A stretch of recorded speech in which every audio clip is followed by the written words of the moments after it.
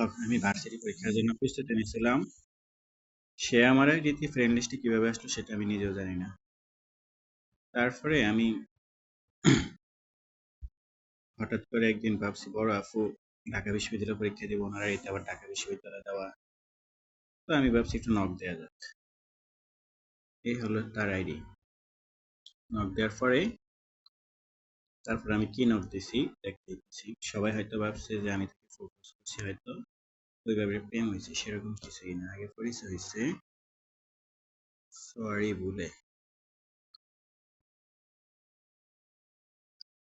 ওইটা মানে আমি মেসেজটা দিছি মানে আসলে কোথায় পড়ে ওইটা জানার জন্য। তারপরে আমি এখানে হলো কথা বলা শুরু। এখানে এখনো ঢাকা ইউনিভার্সিটি দেওয়া আছে। আমি ভাবছি ইউনিভার্সিটি ঢাকা পড়ে, বড় আপু একটু পরামর্শ নেওয়া যাবে কিভাবে পরীক্ষা দেওয়া যায়। আর আমি ভাবছি হয়তো বলার ভিতরেই কোথায়, কিন্তু এত কাছে যে এটা জানা ছিল না। এখানে বলা বরিশাল সবকিছু দেওয়া আছে। এই যে 29 তারিখ 2023 সাল। তারপরে আমি মেসেজটি আনসেন্ড করে দিছি। আনসেন্ড করে দেওয়ার পরে সরি বলে লিখলাম। লেখার পরে সে ও আচ্ছা লেখছে। তখন বুঝলাম যে মানসিকতা ঠিক আছে। মানে আসলে দেখলাম উনি কি রাগী নাকি অন্যরকম। মানে সবসময় যখন অনলাইন থাকে সবার আগে ওনার ছবিটা থাকে, ওনার আইডিটা থাকে। তারপর কিভাবে ফ্রেন্ড লিস্টে আছে কিছু জানি না। এভাবে আসার পরে সরি বলে লিখছি, ও লিখছে আচ্ছা প্রবলেম নাই, এমন হয়। আমি বলছি ঢাবিতে পড়েন, উনি ঢাবিতেই পড়েন। তারপরে শুরু হলো ঝগড়া ঢাকা বিশ্ববিদ্যালয়, এটা কি লেখছেন, সংক্ষেপে বলে আর কি। তারপরে কথা এগুলা হয়, হইতে হইতে এক পর্যায়ে আমাদের পরিচয় হয়ে যায়। পরিচয় আমি বলছি ওনাকে আকাশের নিচে বাড়ি, উনি উল্টাপাল্টা বলা শুরু করছে।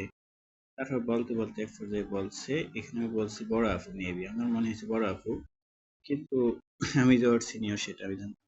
ওই শয়তান। ঠিক আছে। তারপরে এসএসসি দিছে বললো, তারপর পয়েন্ট পেয়েছে কথা, মানে কথা বলছে ওই জন্য আমিও বলছি। এমন তো নয় যে সে মানে আমি আবার কাউকে দুইটার বেশি মেসেজ করি না। সে রিপ্লাই দিলে দেয়, না দিলে নেই, কখনোই করি না। তারপরে কেউ আমাকে আজ পর্যন্ত ফেক আইডি দিয়েও ফাঁসাইতে পারে নাই। তারপরে বড় আপু ভুল হয়েছে, তখন তিনি অনেক কথা বলছে, মানে সেও কথা বলাছে আমিও বলছি। বলতে বলতে এক পর্যায়ে এমন অবস্থা হয়েছে, তারপর অনেক কথা হয়ে গেছে। এই যে এখানে সে রাগ হয়েছে, সবকিছু এখানে। বলছে কি আবারও বাটপারি, আমি যদি বাটপারি করি আপনি আমার সাথে পারবেন না। আমি বলছি আপনি কি পার্টনার নাকি। খুবই বাল বলছেন, আমারটা শুনুন। উনি মানে ওই সময় থেকে আমার সাথে একটু ফ্রি ছিল, আমিও ফ্রি পাইয়া মানে দুইজনই এক কোয়ালিটি বলতে গেলে। শয়তানের নানু।